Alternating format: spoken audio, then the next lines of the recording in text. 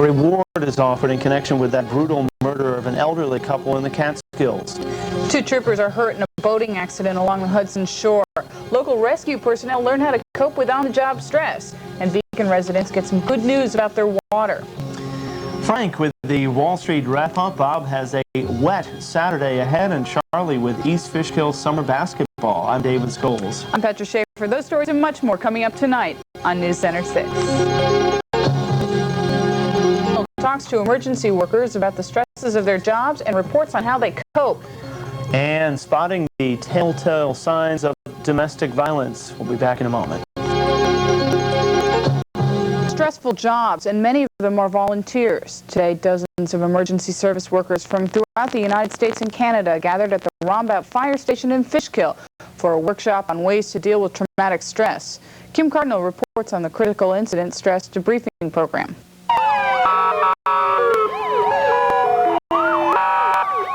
Emergencies and human tragedies, the real-life situations that firefighters, police officers, and emergency medical workers deal with every day. And the constant pressures of dealing with life and death can lead to tremendous amounts of stress for emergency personnel. Helping to cope with that stress after a traumatic incident was the focus of the conference given by Jeff Mitchell, who developed the Critical Incident Stress Debriefing process. The idea behind this is to take people who have never done this before, familiarize them with the problem, and then after familiarizing them with the problem, what we do is we train them how to do a debriefing, how to do intervention strategies that will help emergency personnel. Mitchell says that often it is tragedies involving children, like the Coldenham Elementary School disaster, that can cause emergency personnel to suffer most from traumatic stress. People recognize that although they may have training, they are not immune to stress reactions that would hit average normal human beings. What helps people get over stress is getting them to talk about the event, rapid intervention, and then reestablishing some kind of a social network. Those 3 things are keys in recovery from traumatic stress. Darlene Keel, a 5-year member of the Fairview Fire Company, is also a member of the Horizons team, which assists emergency workers in the Hudson Valley. If there's a critical incident that happens in Dutchess County, Ulster, the surrounding counties, we could be called in by an officer there to try and work with the team members and talk about it and try and help them if they're having any kind of problems with it. Nationwide, the number of critical incident debriefing teams has grown from just 1 in 1983 to over 205 today, and those teams have conducted over 9,000 debriefings. Those who got debriefings end up recovering from traumatic stress earlier. They tend to stay on a job longer. They tend to stay healthier. In Fishkill, Kim Cardinal, NewCenter 6. The conference continues throughout the weekend. Expedition ends in death. State police reveal what was stolen in the course of a double homicide. Newburgh has more than one multiple rapist to find. News, weather, sports next on TZA News.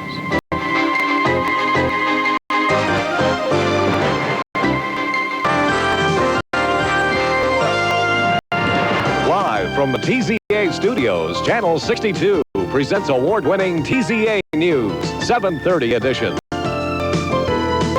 Good evening, I'm Greg Floyd. I'm Nancy Cozean. Tonight on TZA News, items stolen in connection with a double homicide are detailed. The governor helps dedicate new housing in Orange County, and a brokerage firm gets some flack over... And police officers often suffer post-traumatic stress. But one organization thinks it's found a way to reduce stress and keep emergency service workers mentally healthy.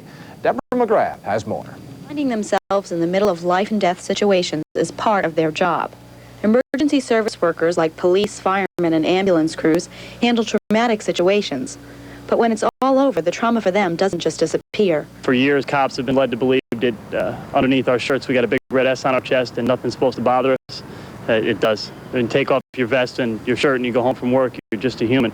Emergency workers are human, and that's why the American Critical Incident Stress Foundation helps them after traumatic incidents. The ACIS holds debriefings. A mock debriefing was held today at the Rombout Firehouse in Fishkill. At the debriefings, small groups of emergency service workers talk about their feelings. A Harvard study found these debriefings produce substantial results. There is, in 75% of the personnel who went through debriefings, there was a marked reduction in the symptoms of distress within 24 hours of doing a debriefing, and that's extremely encouraging. Therapist Ron McVeigh said being approached by friends and co-workers workers makes a big difference. Sending an officer out makes the other person feel that this is one of my peers. This is very helpful. I can identify with this man. He understands me. She can talk to me. The ACIS hasn't been in the Hudson Valley very long, but it already seems to be working. We went around in the session and let our feelings out and found out that most of us feel the same way, and it's okay to feel this way. And basically, if I hadn't gone through that, dealing with children, I don't think I'd be here today as a cop. In Fishkill, this is Deborah McGrath for TZA News. Parents killed their daughter. And remember this face. Through the night scope, we'll show you why this new star of the silver screen sets new golden standard. Plus sports and weather together up front and fast. It's all up next. Good evening. Tears, trauma, and tragedy. A community tonight mourns the Saratoga County family killed in a horrible car crash. And the rescue workers who tried to save them cope tonight with their own very private grief. My team reporter John Bryce was in South Glens Falls tonight. Hundreds of mourners stood in line at the wake tonight, sharing the grief from the loss of an entire family. Arthur Rouse, his wife Sabrina, and their 3 children, ages 5 through 8, were killed Tuesday when a pickup truck struck their car head-on. The driver of that truck is now accused of driving drunk. In a church next door to the wake, the rescuers who responded to the accident scene were counseled. Many are now experiencing symptoms of stress and shock from witnessing such carnage. Nightmares, flashbacks, seeing the children over and over again every time they look, every time they close their eyes. And again, a sleeping disorder. They don't want to close their eyes. They're afraid they're going to re-experience the whole event over again. About 50 emergency workers were counseled by a specially trained team of rescuers and mental health professionals. Those suffering stress are encouraged to open up and talk candidly about what they saw and about what they're going through now. You try to identify what right now is bugging you the most. It's got to be painful to relive.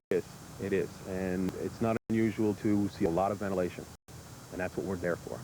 We provide a forum for emotional ventilation. Same thing with a fire. You have to let the smoke and the heat out. This is a fire burning inside them. The counselors say most of the symptoms of stress among the rescuers should disappear within a week, but they concede there may be some who will never recover, who will always find it difficult to deal with children at an accident scene. And they say that those people may have to give up their post on an ambulance or fire crew. And these are professionals who have been on the job for a long time. It's a terribly tragic thing that they had to go through. Okay, thank you, John. You're welcome. In New York City tonight,